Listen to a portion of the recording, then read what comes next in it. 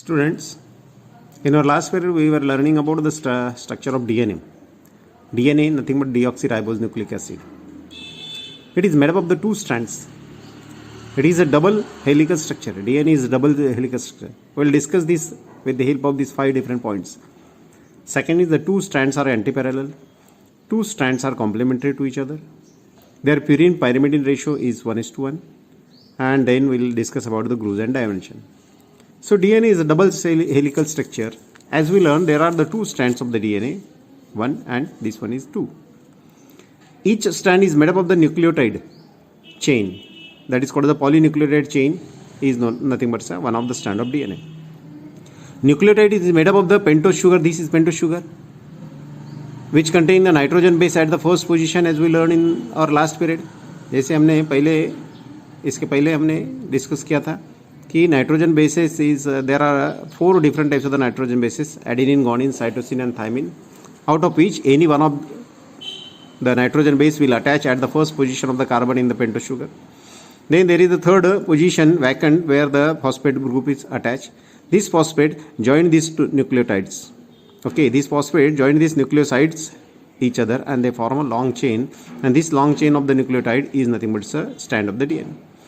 ऐसे दो स्ट्रैंड एक दूसरे के समांतर आते हैं. These are called as parallel. जैसे हमने बताया कि these two strands having the two ends, one is the 5' end and second is the 3' end. Okay, similarly these strand also having the 5' end and 3' end. The two strands are anti-parallel to each other. दोनों के दोनों strand parallel तो है, लेकिन they are anti-parallel. Anti-parallel means 5' end will come closer to the 3' and 3' end will come closer to the 5'. 5 और 3 नहीं रहेगा, तो 5 के सामने 3 रहेगा या 3 के सामने 5, and that's why it's called anti opposite but parallel. That is called as anti-parallel. मैंने DNA के two strands are anti-parallel to each other. Now these two strands are complementary to each other. जैसे हमने आपको बताया था कि A always combines with T with the help of the 2 hydrogen weak bond and G always combines with the C with the help of the 3 hydrogen weak bond. Means there is a limitations. A always combines with T या T always combines with A, G always combines with C और C always combines with G.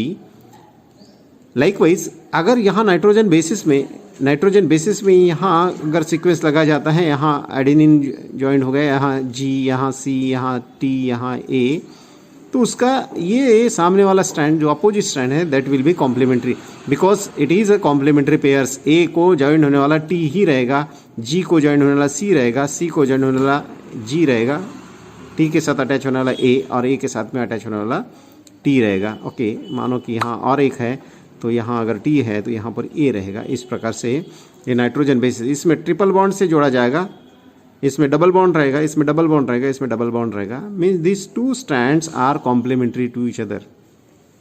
Means एक strand के nitrogen basis अगर हमें पता है तो we can calculate the nitrogen basis of the other complementary strand. Okay, the third one is that, fourth one is that purine and pyrimidine ratio is always 1:1. जितने purine होंगे इस DNA के strand में उतने ही पायरिमिडिन होंगे यहाँ पर. माने ये दोनों स्ट्रैंड के ऊपर में जितने purine A, G are the purine and T, C are the pyrimidine. These are the pyrimidine and these are the purine. So ये complementary होने की वजह से their purine and pyrimidine ratio is always 1:1. This is happening in the DNA. Okay. अब क्या होता है, ये जो स्ट्रक्चर बन गया सीढ़ियों के जैसा स्ट्रक्चर बन गया. These two strands are parallel और उसके दोनों के नाइट्रोजन बेसिस के बीच में ये हाइड्रोजन वीक बॉन्ड से जोड़ा जाता है. These are like looking like the steps of the ladder. Now these two strands are helically coiled along the central axis. ये मानो कि सेंट्रल एक्सिस है, जैसे लैडर होता है, सर्कुलर लैडर, सर्कुलर जीना होता है, उसको जैसे अटैच होते हैं ये इस प्रकार से.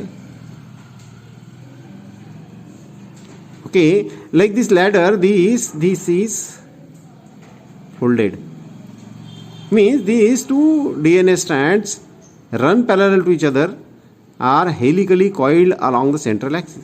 इस एक्सिस के सराउंडिंग में ये हेलिकली कॉइल्ड होता है, गोल होता है. Okay, it's look like the circular ladder.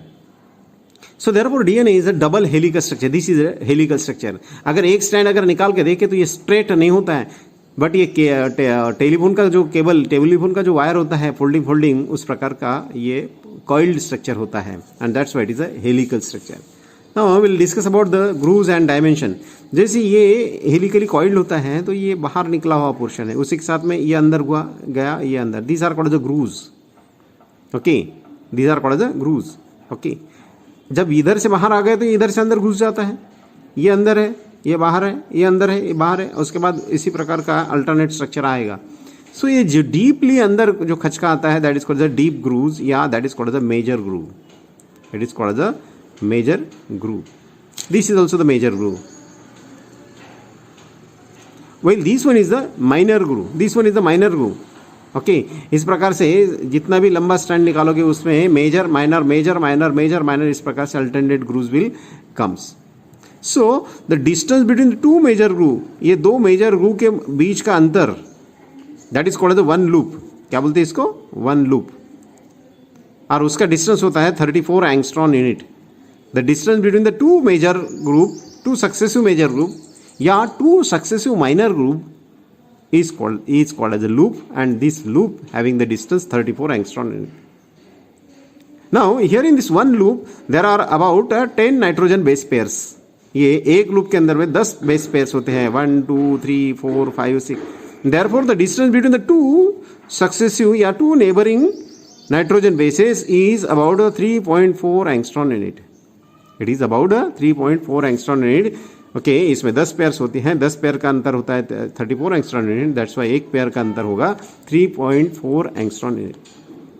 Now this two strands are separated from each other by 20 angstrom distance, 20 angstrom unit distance, and that's why the diameter of this DNA strand, diameter of this DNA coil is about 20 angstrom unit. Okay, so this is about the structure of DNA.